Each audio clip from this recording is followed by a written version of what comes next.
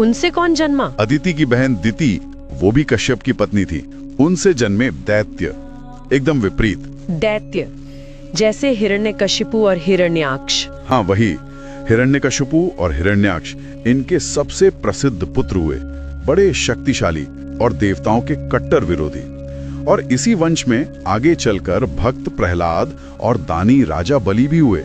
कमाल है, मतलब एक ही पिता कश्यप और दो बहनें अदिति और दिति, और उनसे देवता और दैत्य, पालक और संहारक एक ही स्रोत से।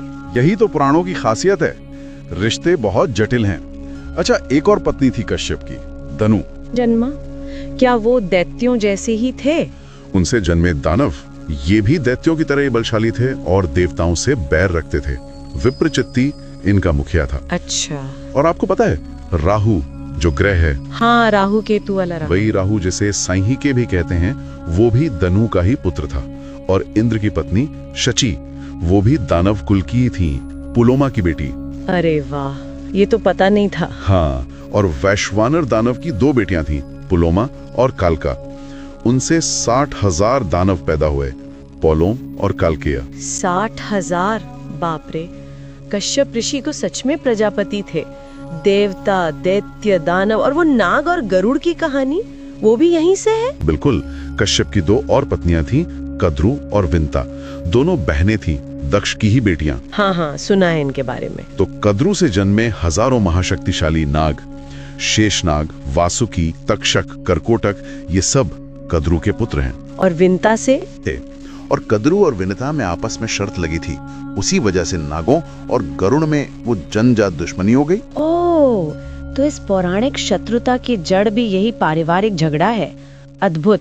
अच्छा, ये तो हुई अदिति, दिति, दनु, कद्रु, विनिता।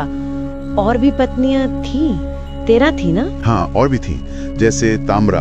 उनसे तरह तरह के पक्षी जन्मे, तोते, उल्लू, बाज, गिद्ध, कबूतर, हंस, सारस, सब ताम्रा की संतानें हैं। अच्छा, पूरे पक्षी जगत की माँ। हाँ, फिर थी क्रोधवशा। नाम से ही जाहिर है, उनसे क्रोधवश नाम का राक्षस गण पैदा हुआ। खसा से यक्ष और दूसरे राक्षस जन्मे, सुरसा से सर्प, अरिष्टा से किन्नर और गंधर्व। गंधर्व जो स्वर्ग में गाते बजाते हैं? जी हाँ, वही। और मुनि नाम की पत्नी से अप्सराएं जन्मी, जो स्वर्ग की नर्तकियां हैं। इरा से सारे पेड़ पौधे, लताएं, झाड़ियां वगैरह उत्पन्न हुई। पेड़ पौधे भी? अब विश्वसनीय। और एक थी सुरभि, उनसे रुद्रगण, गायें और भैंसें उत्पन्न हुई। कामधेनु गाय भी सुरभि ही है। मतलब देवता, दैत्य, दानव, नाग